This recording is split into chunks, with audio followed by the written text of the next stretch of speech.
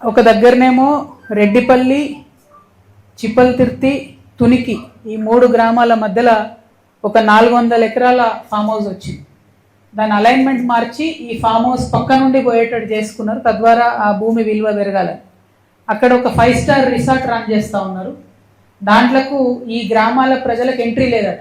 So ఈ గ్రామస్తులు అక్కడ ఏముందో చూద్దామని పోతే బైక్ మీద దొంగతనంగా మేము సంగారెడ్డి వాళ్ళం, హైదరాబాద్ వాళ్ళం అని చెప్తే అందులోకి రానిచ్చిలేరు. ఫంక్షన్ ఉన్నప్పుడు వాళ్ళు చూసొచ్చి చెప్పినటువంటి మాట గ్రామస్తులు, ఇది నాకు ప్రూఫ్ లేదు, కాకపోతే వాళ్ళు చెప్పేటటువంటి పేరు ఈ ఫామ్ హౌస్ హరీష్ రావు గారిది అని చెప్తా ఉన్నారు. అందుకని అలైన్మెంట్ మార్చినారని చెప్తున్నారు. అదేవిధంగా చిన్న చింతకుంట గ్రామంలో గంగుల కమలాకర్ గారికి 15 ఎకరాల ల్యాండ్ ఉంది.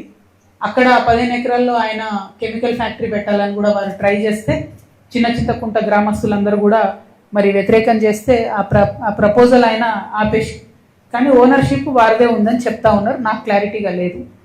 అయితే దానికోసం అలైన్మెంట్ మార్చిరని చెప్తున్నారు. అంటే లిటరలీ వాళ్ళు నన్ను చెరువు దగ్గర తీసుకుపోయి చూపించారు. ఫస్ట్ అలైన్మెంట్లో గంగుల కమలాకర్ గారి ద్వారా ల్యాండ్ ద్వారా పోతుంది కాబట్టి మార్చిండ్రు. ఇంకొక అలైన్మెంట్ ఈ 400 ఎకరాలు హరీష్ రావు గారిది అని చెప్పబడుతున్నటువంటి ల్యాండ్ పక్క నుండి వచ్చేటట్టు మార్చిండ్రు.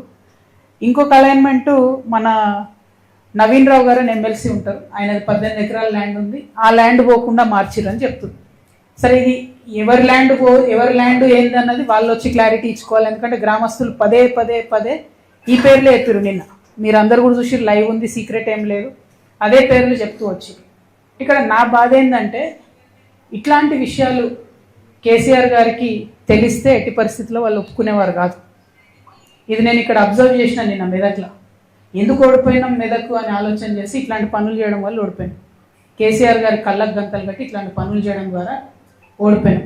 సరే నేను బీఆర్ఎస్లో లేను, కానీ లోపాలు ఏంది అని అనలైజ్ చేసుకోవాలి కాబట్టి చెప్తాను.